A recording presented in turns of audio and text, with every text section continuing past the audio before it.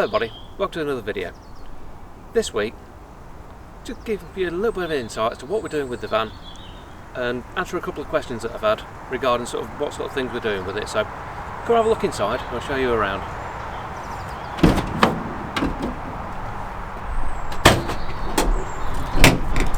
Right, last week's video, I'll put a link up above so you can see it. We did the carpeting on the walls. That now is absolutely lovely. We've also done passenger side wall, to pan across to that.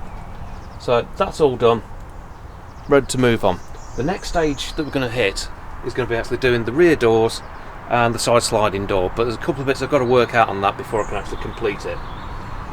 But you can see the wires hanging out the walls. Now what I've done with that, there's a high current wire and two low current wires, so it'll be for lighting and sockets. Obviously the USB sockets don't really take a lot of power up, so they're not too bad for actually having the lighter wires, and the lighting circuit's not too much either. But I'm going to have a 12 volt socket either side for sort of plugging in sort of 12 volt accessories like laptop chargers, so I wanted the higher current wire for that one. Now where things are going to be based, just behind the driver's seat, is going to be where the battery box is and the fuse is. Obviously there's another bit that's going to go in there, which is going to be the diesel heater, but the way I'm going to plan it out is the diesel heater will sit underneath the driver's seat and we'll actually have that ducted so it will actually blow this way into the van, and then in front of that will be sort of the cabinet unit with the battery in there, the fuse board and the master switches. So other bit that you can't see from here, so I'll just take you around and show you, is the vent that we put in the roof. So what that is a Dometic, I think they call it a pressure fed vent, which is openable and closable, and what that'll do is actually just work as a positive pressure to actually withdraw any fumes from in the van. They're actually designed for marine, so there's no chance of leakage or anything like that, but that's going to go on the sort of inside of the ceiling when we've got that in. Now the lights that are in there already, they're going, you can just see the black wire poking out there.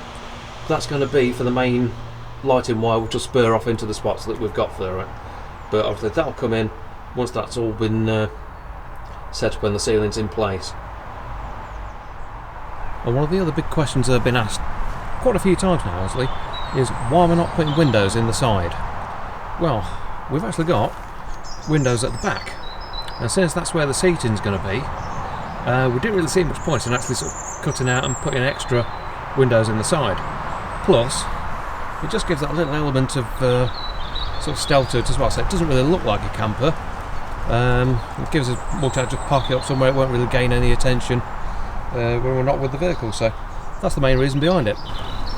So again, on this side we're still not going to put the window in there for the same reason on the other side, but the paintwork will get a bit of attention.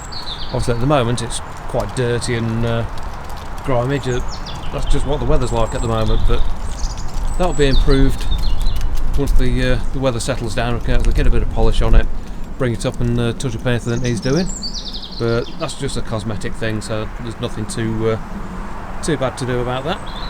And other than that, it's going to be a fairly straightforward build from here onwards really. A bit of cutting, bit of measuring and just screwing together, but I'd say it's not too bad now. It's definitely looking more like a camper rather than a box van, and every stage that they're making it's improving it no end, so it is really nice to see the stuff coming together, which is really good.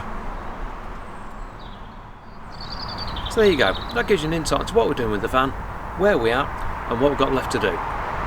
If you can, please do like and subscribe, it really is going to help out and it'll bring the channel on no end. And like I say, there's going to be at least a video a week, possibly some shorts in there as well, to actually sort of show you where we are with it and what we're doing at the time. But like I say, it's getting close now to the point where we're going to start to really seeing a difference on it. So please, if you can do that, it'd be really handy. If there's any information that you want, just drop a comment down below, I'll get back to you as soon as I can. But for now, we'll see you next time. Thanks for watching.